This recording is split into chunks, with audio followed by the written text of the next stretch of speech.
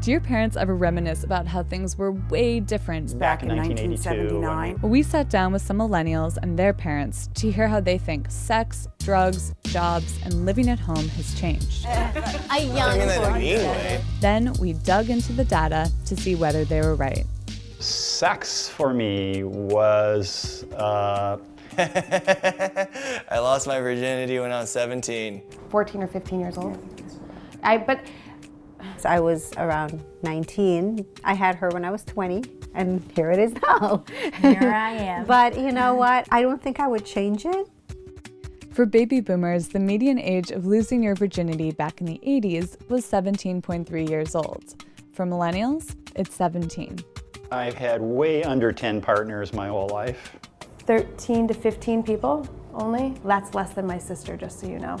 Around 3 persons. Do you want me to leave the room? How many hands can you count? I really don't know. I'm trying to really give a number. I don't know. Go! 25, 30? Oh, that's not bad. I don't know. Well, see, to me, that's a lot of people.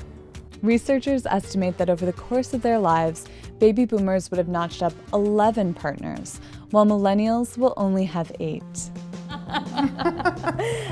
Drugs. Drugs was never really something that I was interested in. I'm more like a conservative. Let me see. I was in 9th grade when Woodstock happened. So you know then it was all sex, drugs, rock and roll. So my resident advisor, Dan, made it his goal to get everybody high on the floor. So everybody goes in Dan's room, smokes marijuana on the bong, puts on jazz. I actually remember the album and everything. It was Tomita and Claire de Lune. Claire de Lune, oh wow. Yeah, so this is the famed Claire de Lune. Jazz or no jazz, it does seem like a lot more baby boomers were hitting that bong. Almost twice as many of them were smoking weed in the 80s compared to their kids today. I left home, I believe, at 2021, and I would never go back home. I live at home. I live with my mom. I'm gonna pay you.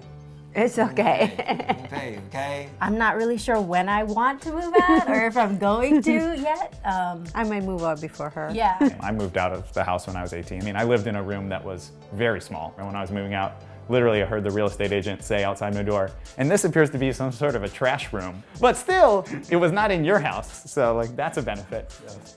Today, millennials are more likely to live with their parents, but the bigger change is that people are getting married later.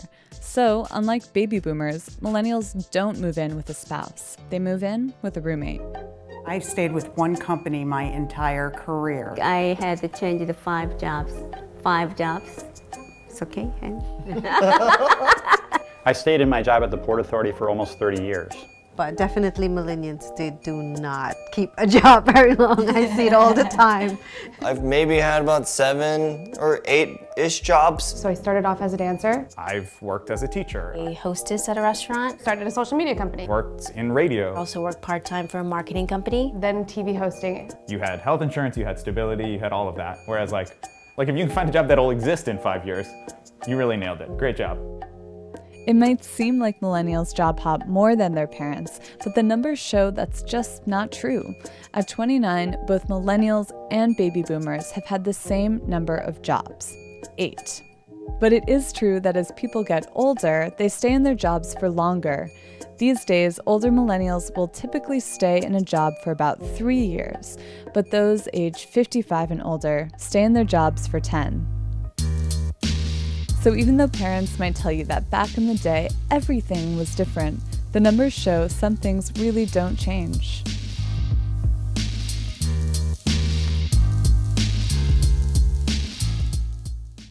Generation Y isn't busy, they're lazy. The thing about work is it's not always fun and fulfilling, it's work, and you have to work to keep a job. Do we know who writes these? These people our age, or are they?